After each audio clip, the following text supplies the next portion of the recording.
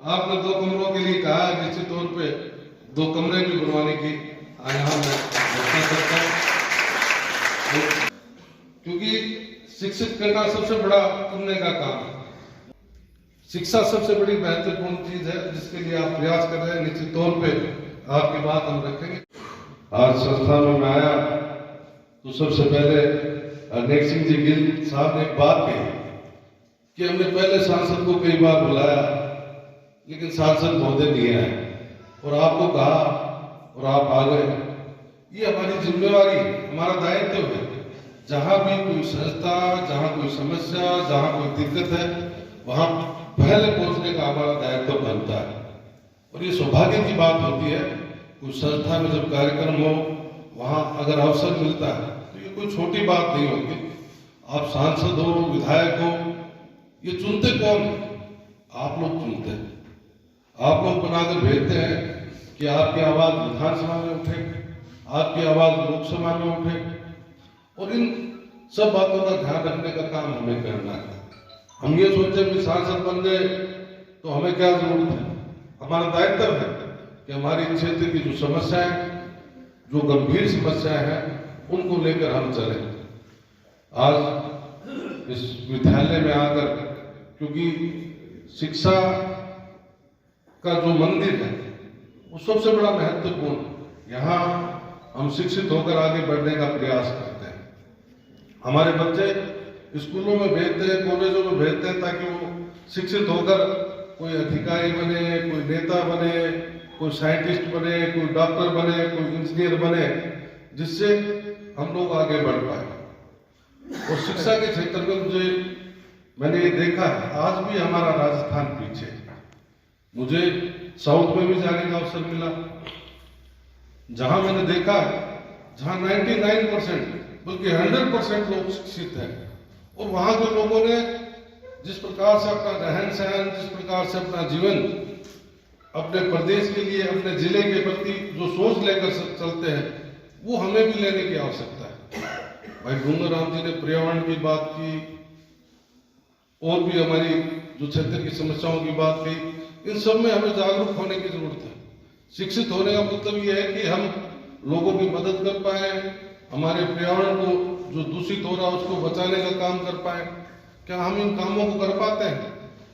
संस्थाओं को भी इस तरह के कार्यक्रम आयोजित करने चाहिए, समाज सेवी कार्यक्रम, जिसमें चाहे वो वृक्षारोपण की बात हो, चाहे ब्लड डोनेशन की बात हो, चाहे शहर में कचरा है उसको साफ करने की बात हो।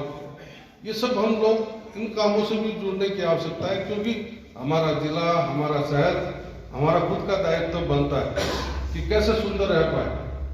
और सूरतगढ़ हमारे गंगानगर जिले की शान है, क्योंकि शिक्षा के क्षेत्र में जिस प्रकार से यहाँ हमारे छात्र छात्राओं ने, हमारे लोगों ने इस जगह शिक्षा ग्रहण करके आगे बढ़ने का काम किया। आज भाटिया जी, जिसके यहाँ से हमारे न जाने कितने अधिकारी बने, ये हमारे लिए गौरव की बात है।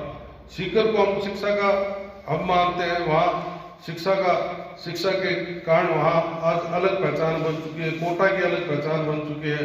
उसी प्रकार से आज हमारा सूरतगढ़ भी अपने आप एक अलग पहचान रखता है।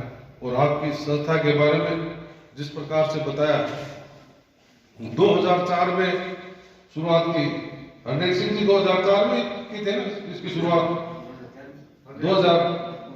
2004 में इसकी शुरुआत की। और जिस प्रकार से यहाँ लोगों ने एक दिन में छत डालने का काम किया, 8 घंटे 10 मिनट में इस पूरे हॉल पर छत डाल दी, पूरे इस भवन पर। तो ये कोई छोटी बात नहीं है। और बिना निस्वार्थ लोगों ने यहाँ आकर श्रमदान करके एक इतिहास रचा है, जो हमेशा एक इतिहास के पन्नों में रहेगा। ये चीजें हमेशा जीवन में याद रहने लायक होती है कि इस तरह का कार्य भी किसी संस्था के लिए हुआ। और यहाँ की बच्चियाँ जिस प्रकार से शिक्षित हो रही है, पढ़ रही हैं, आगे बढ़ने का प्रयास कर रहे हैं, और यहाँ के संस्था के लोग भी इस बात का प्रयास कर रहे हैं कि यहाँ फैकल्टी और आए, यहाँ BA तक यहाँ पढ़ाई की जाती है, इसको बढ़ाकर MA तक किया जाए, तो एक अच्छी सोच है। इसमें हम अपना कितना योगदान दे सकते हैं, ये हमारे लिए गौरव की बात होगी। और आज संस्था में जिस प्रकार से आप लोगों ने बात रखी है कमरों के बनाने की, तो अनेक जी बिल्कुल निश्चित तौर पे मेरी तरफ से तो योगदान होगा इस संस्था के लिए, और भी हमारे राज्यसभा से हमारे नेता जो उनसे भी प्रयास करेंगे कि इस तरह की संस्थाओं में जहाँ कन्याएं हमारे ग्रामीण क्षेत्र की बच्चियां यहाँ पढ़ रही हैं उनको किस प्रकार से आगे बढ़ाने का काम किया जा सकता है, ये पूरा प्रयास किया जाएगा। तो आज इस कार्यक्रम में मुझसे पहले डूंगर राम जी ने बड़ी विस्तार से यहाँ की समस्याओं के बारे में रखा, और भी हमारे क्षेत्र की समस्या है जिनको भी हमें पूरी गंभीरता से लेकर सदन में भी रखने की आवश्यकता है, चाहे वो सिंचाई के पानी की बात हो, चाहे वो दूषित पेयजल की बात हो, चाहे हमारे किसानों से जुड़ी हुई बीज खाद की बात हो, बहुत समस्याएं हैं।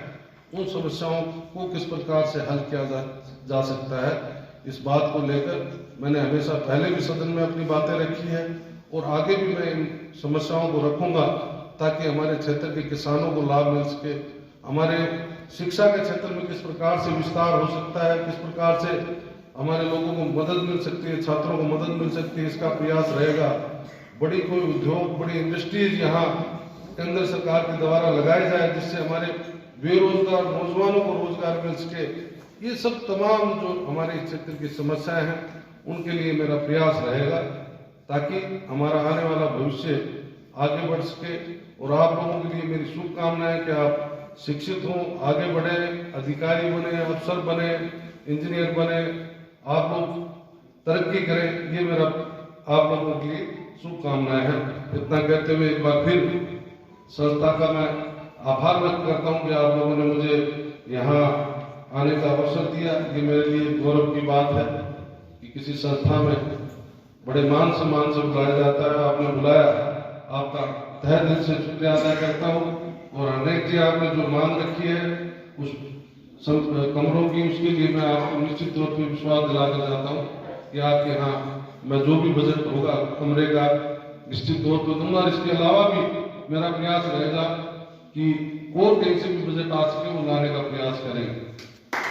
धन्यवाद। इनका लगाव जिस प्रकार से संस्था के लिए है ये छोटी बात नहीं, इस एज में भी, क्योंकि शुरुआत उन्होंने की और आज भी इस बात की चिंता कर रहे हैं कि किस प्रकार से हम बजट ले सके। तो बड़ी खुशी की बात है इस उम्र में जो लगन, जो सोच इनके हमारे बच्चियों के प्रति है, हमारे लोगों के प्रति है, उसके लिए मैं आपको साधुवाद भी देता हूँ। आपने 2 कमरों के लिए कहा है, निश्चित तौर पे 2 कमरे भी बनवाने की यहाँ मैं घोषणा करता हूँ। इसके अलावा भी इस संस्था में जब भी कोई आवश्यकता होगी सरकार से, केंद्र सरकार से मदद की, तो उसके लिए भी आपको सोचने की जरूरत नहीं है, क्योंकि ये हमारा सौभाग्य है। आप जैसे बुजुर्ग यहाँ बैठे हैं और जिनकी सोच है, क्योंकि शिक्षित करना सबसे बड़ा पुण्य का काम है और शिक्षा ग्रहण करके निश्चित तौर पे एक परिवार का भविष्य बदल जाता है। क्योंकि मैं खुद भी इस बात को जानता हूँ कि एक दलित मोहल्ले में पैदा हुए, एक गरीब मोहल्ले में रहे, मेरे पिताजी भी शिक्षित थे तो विधायक बने, मंत्री बने, मुझे भी जयपुर जाकर पढ़ने का अवसर मिला, तो मुझे भी आज बहुत जगह काम करने का, राष्ट्रीय स्तर पर काम करने का मौका मिला, जिला स्तर पर काम करने का मौका मिला और आज लोकसभा में भी जाकर बोलने का मौका मिला। अगर शिक्षित नहीं होते तो हो सकता वहां बोलने के लिए भी हमें सोचना पड़ता। तो ये शिक्षा सबसे बड़ी महत्वपूर्ण चीज है जिसके लिए आप प्रयास कर रहे हैं। निश्चित तौर पे आपकी बात हम रखेंगे। धन्यवाद। जय हिंद।